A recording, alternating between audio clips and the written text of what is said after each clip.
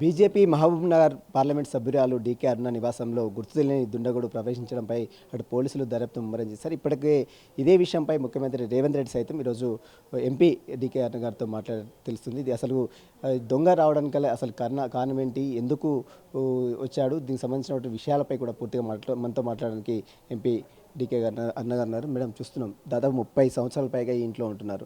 అలాంటి ఎన్నడూ పడని దొంగ ఈరోజు రావడానికి గల ప్రధాన కారణం ఏంటి అసలు? అదే మాకు కూడా అర్థం కాని విషయం అదే.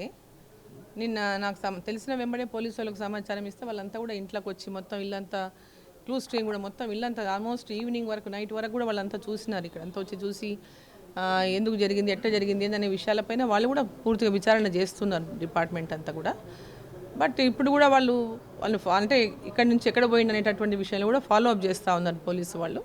ఆ వ్యక్తి తెలిస్తే దొరికితే తప్ప ఎందుకు వచ్చిండో తెలియదు మనకి. ఇప్పుడు ఆ వ్యక్తి ఎవరు, ఎందుకు వచ్చిండు, ఎందుకు ఇల్లంతా తిరిగిపోయింది అనేది, దొంగ అయితేనేమో దొంగతనం చేసిపోయిండని చెప్పొచ్చు. దొంగతనం కోసం దొంగతనం చేయలేదు కాబట్టి ఎందుకు వచ్చిండు అనేటటువంటిది అక్కడ పెద్ద అనుమానం. అంటే మీరు ఆ సమయంలో లేరు, మీరు వచ్చిన తర్వాత మీ విషయం ఎప్పుడు తెలిసింది? ఇంట్లో ఏమైనా వస్తువులు పోయామే?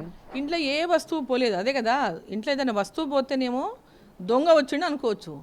ఇప్పుడు దొంగ కాదు, దొంగతనం ఏం చేయలేదు. ఆ వ్యక్తి ఎందుకోసం వచ్చిండు అనేది ఇప్పుడు పెద్ద పెద్ద సస్పెన్స్. అదే మీ ఇంట్లో పనిచేసినటువంటి, గతంలో పనిచేసిన వ్యక్తులే ఈ దారుణానికి పాల్పడి ఉంటారంటారు? అటువంటిది ఏం కనిపిస్తలేదు. గతంలో పనిచేసినటువంటి వ్యక్తులు ఎవరు ఈ మధ్యలో మా దగ్గర మానేసిన వాళ్ళు లేరు. ఒక అబ్బాయి మానేసిండు, కానీ దాన్ని చూస్తే మటుకు దానిలాగైతే కనిపిస్తలేదు. ముఖ్యమంత్రి రేవంత్ రెడ్డి కాల్ చేసి మాట్లాడారు, ఏం చెప్పారు? రేవంత్ రెడ్డి గారు మాట్లాడినరు.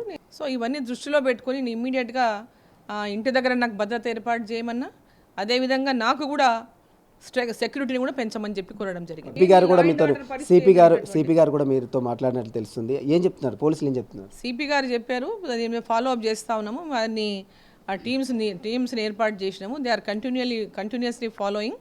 వాళ్ళు నిన్న రాత్రి నుంచి పోతే ఎక్కడో నాంపల్లి స్టేషన్ దాకా పోయి అక్కడి నుంచి కనపడకుండా పోయింది. అక్కడి నుంచి ట్రైన్ ఎక్కినా సరే మేము క్యాచ్ చేస్తాం, ఎక్కడ దాకా పోయిండు, ఎటు పోయిండు అనేది తప్పకుండా మేము పట్టుకుంటామనే చెప్తున్నారు వారు. తన ఇంట్లోకి వచ్చినటువంటి అగంతుల కోసం ప్రస్తుతం అయితే పోలీసులు గాలిస్తున్నారు. మరోవైపు ముఖ్యమంత్రి రేవంత్ రెడ్డి కూడా తనకు భద్రత కల్పించాలి, ఎందుకంటే ఒక ఎంపీగా తిరుగుతున్నాను, అది కూడా తన నివాసం పక్కనే ఉన్నాం కాబట్టి దీనిపై సమగ్ర దర్యాప్తు జరిపించి త్వరలో నిందితులు పట్టుకోవాలంటూ కూడా డీకే అరుణ డిమాండ్ చేస్తున్న పరిస్థితి. వీడియో చూస్తున్న హైదరాబాద్.